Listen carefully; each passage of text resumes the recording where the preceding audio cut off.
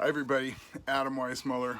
I'm Johnny Weissmuller's grandson, and the idea behind these videos is I was gifted a large box of letters, fan mail and personal stuff, by a mysterious lady, and she told me that her friend Mabel had it under her bed for 70 years, and it sat there until she didn't know what to do with it, and gave it to this lady who sent it to me. And I've tried to thank them profusely, and they haven't contacted me back. So if you're listening to this and watching this, thank you. Now I have a little update. We read a letter, episode 2, where we saw some newspaper articles about baby Tarzan. Now we found him, and the story is this. There was a friend of mine on Facebook that looked around, did some research online, and found that baby Tarzan's mom had passed away in Ventura in 2006. So I knew that they had moved from New York, Tarrytown, New York, to the West Coast near me. I'm at Lake Nacimiento, which is in San Luis Obispo County, not very far from Ventura, which is pretty cool. So basically, to make a long story short, we tried to find Raymond, that's baby Tarzan, and we looked everywhere, couldn't find him online, and just for kicks, I looked online on Facebook, and it turns out that his son was friends with 3 of my friends, because he's a surf photographer, and surf people, those are my people, so I have a lot of surf people in my friend list, and it turns out 3 of them were friends with Raymond, baby Tarzan's son. So at first they were skeptical, as I would be. Some guy calling out of the blue, Tarzan's grandkid has some stuff from your mom, who knows? I wouldn't trust it either.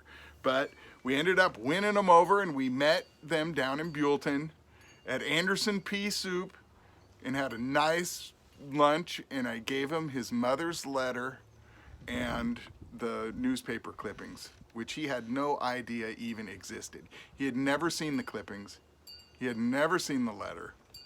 It was just a really cool thing, and that's what I aim to keep doing. So we have a bunch of these things. Basically, this box of letters consists of probably 500 pieces. Some of them are just empty envelopes. Some of them have the stamps cut off of them.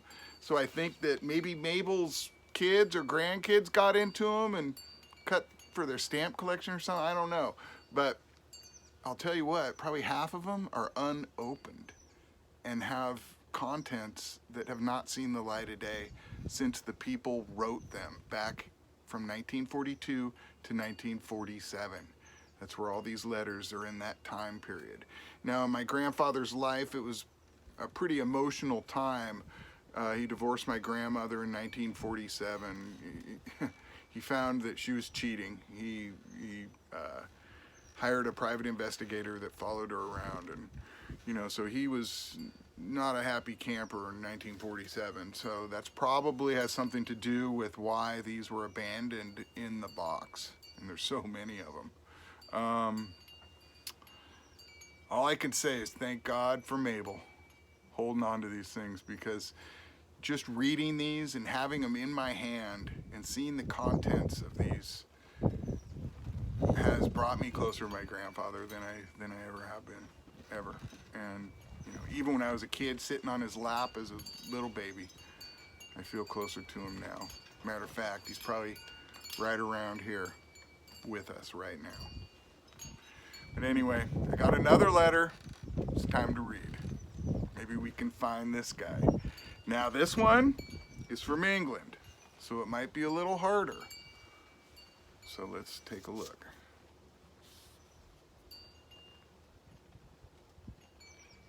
(1947).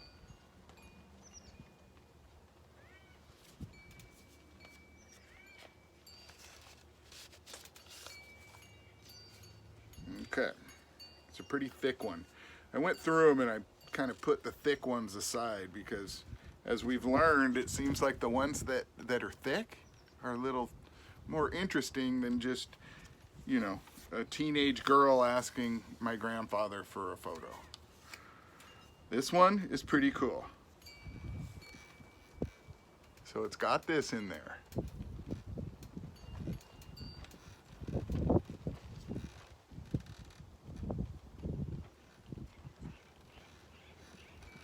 Here's the back.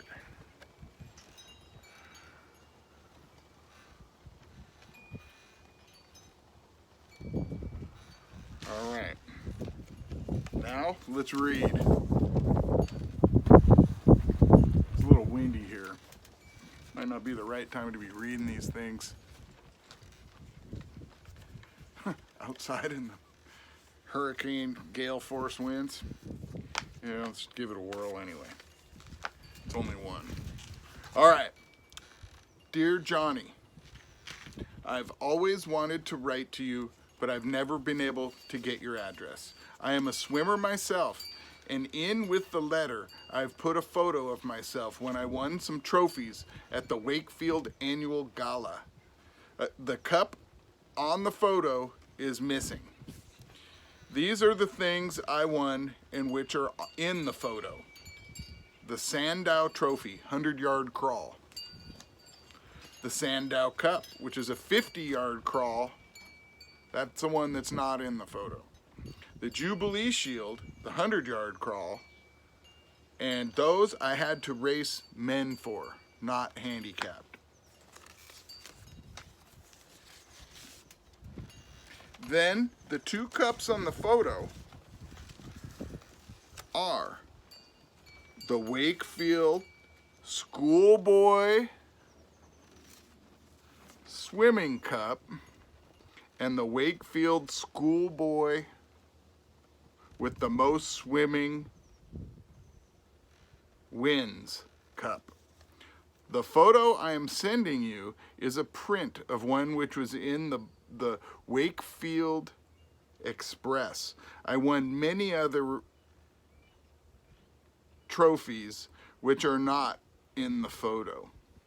In 1944, I won the Junior Schoolboy Championship. The life-saving exams which I have passed are elementary certificate, proficiency certificate, intermediate certificate, and the bronze medal. I would like to go in for my silver medal, but I am too young. I was really too young to go in for the bronze and intermediate, but managed to get, hold on.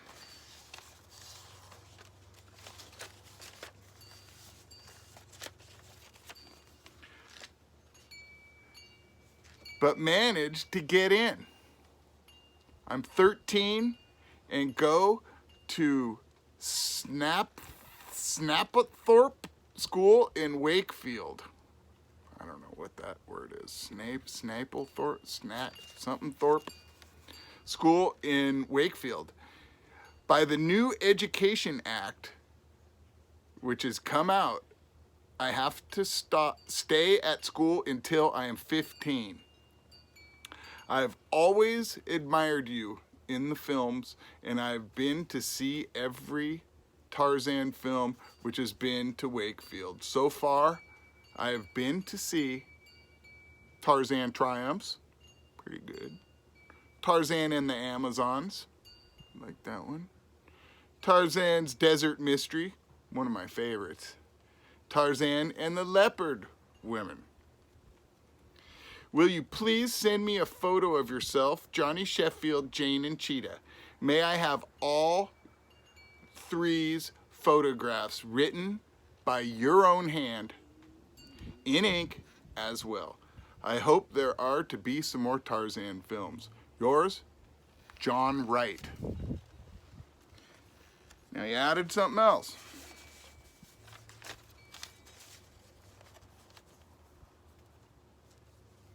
Here it comes. P.S. It would be great if I could have a photo and mostly your autograph done with your own hand. I would be so proud showing it to the lads at school. I believe you hold the 100-yard freestyle record with a time of 51 seconds. The bulge on the photo in my left arm is from the camera lens.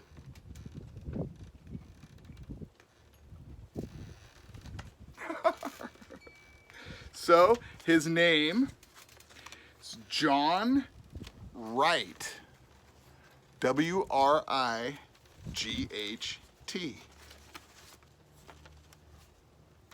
And his address is 9 Oakley Avenue, Dewsbury Road, Wakefield, Yorkshire, England. Here's the address right there.